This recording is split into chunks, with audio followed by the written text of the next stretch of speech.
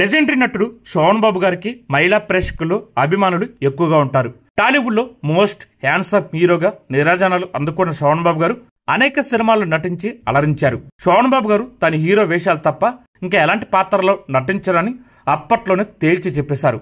సినిమాలకు దూరమైన ఖాళీగా ఉన్నారు తప్ప ఇతర పాత్రలో నటించలేదు శోభన్ బాబు గారు. కానీ శోభన్ బాబు గారు ఒకే ఒక్కసారి తనకు ఇష్టం లేని పాత్రలో నటించారంట. ఆ పాత్రలో నటించడం తనకు మాత్రమే కాదు, తన కుటుంబ సభ్యులు కూడా ఏమాత్రం ఇష్టం లేదని ఒక మీటింగ్ లో శోభన్ బాబు గారు తెలిపారు. శోభన్ బాబు గారి సినీ కెరీర్ చివరి దశలో ఉన్న తరుణంలో బలరామకృష్ణులు అనే సినిమా నటించారు. ఈ సినిమాలో రాజశేఖర్, జగపతి బాబు, శోభన్ బాబు ముగ్గురు హీరోలు. అయితే శోభన్ బాబు గారి పాత్ర మాత్రం కాస్త నెగిటివ్ షేడ్ లో ఉంటుంది. ఈ పాత్ర గురించి చెప్పినప్పుడు కుటుంబ సభ్యులు అసలు చేయొద్దని చెప్పారంట.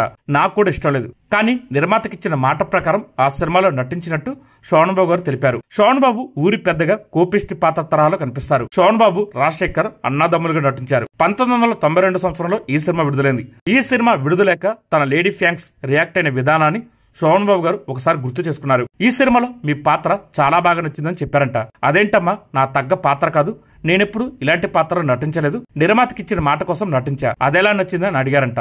అదంతా కాదు సార్, మీరు ఏం చేసినా మాకు నచ్చుతుందని మహిళా అభిమానులు శోభన్ బాబు గారితో అన్నారు. వాళ్ళన్న ఆ మాటతో తన జన్మ ధన్యమైందని శోభన్ బాబు గారు ఎమోషనల్ అయిపోయారు. శోభన్ బాబు గారు 1996 సంవత్సరంలో పూర్తిగా సినిమాలకు దూరమయ్యారు. ఆ తర్వాత చాలా సినిమాలలో ప్రత్యేక పాత్రకు ఆయనకు అవకాశాలు వచ్చాయి. కానీ హీరో కాని పాత్ర చేయనని శోభన్ బాబు గారు వాటన్నిటిని రిజెక్ట్ చేశారు.